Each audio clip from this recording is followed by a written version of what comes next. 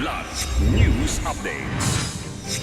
Mga balita ngayon, pangunahing suspect sa pagpatay kay SEA Games gold medalist Mervin Guarte arestado sa Oriental Mindoro. Sandigan Bayan, ibinasura ang hiling ni Estrada sa piyansa, Marcoleta hirit sa impeachment trial. Delivery rider patay sa pamamaril habang naghahatid ng parcel sa Rojas City.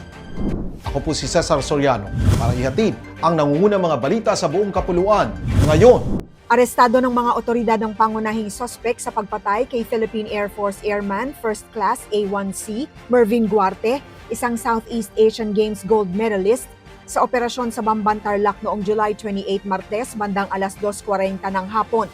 Ang 35 anyos na suspect, isang tricycle driver na nakatalaring number 4 most wanted person sa Oriental Mindoro, ay dinakip sa bisa ng warrant of arrest na inilabas ng Regional Trial Court Branch 40, Calapan City para sa kasong murder na walang inirekomendang piyansa. Pinangunahan ng Police Regional Office Mimaropa, Regional Intelligence Division 4B, katuwang ang NICA, Philippine Air Force, Naval Intelligence at iba pang unit ng pulisya ang operasyon.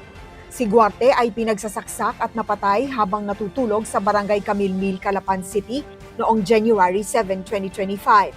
Ayon kay Police Brigadier General Christopher de la Cruz, mahalagang hakbang ang pagkakaaresto upang maihatid ang hustisya sa pamilya ng biktima.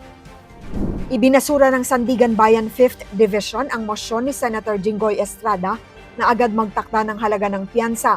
Sa resolusyong may petsang July 24, sinabi ng hukuman na premature, na wala pa siyang formal na aplikasyon para sa piyansa at kinakailangang pagdinig kaya wala pang batayan upang magtakda ng bail. Samantala, dumalo sina Senator Rodante Marcoleta, dating Kongresista Mike Defensor, Aristotel Viray at Joseph Espiritu sa preliminary conference ng kanilang kasong plunder sa Sandigan Bayan 3rd Division noong July 28. Kasabay nito, hiniling ni Marcoleta sa Senado na payagan silang makalahok ni Estrada sa impeachment trial ni Vice President Sara Duterte. Iginiit na nananatili silang mga senador at may karapatang bumoto sa paglilitis. Patay ang isang 22 anyos na delivery rider matapos pagbabarili ng hindi pa nakikilalang mga suspect habang naghahatid ng parcel sa barangay Sibaguan, Rojas City noong July 28 Martes. Kinilala ang biktima na si Chester Azurkin Alagon na nagtamo ng tama ng bala sa likod at idineklarang dead on the spot.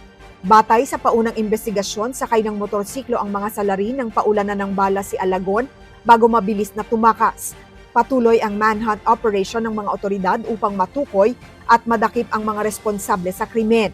Samantala, nananawagan ng agarang hustisya ang pamilya ng biktima habang nagpapatuloy ang investigasyon sa motibo ng pamamaslang. Para sa Kidlat News Channel, ako si Rosalyn Sinchonco, nag-uulat. ako po si Cesar Soriano kasama nyo sa bawat pagputo ng balita.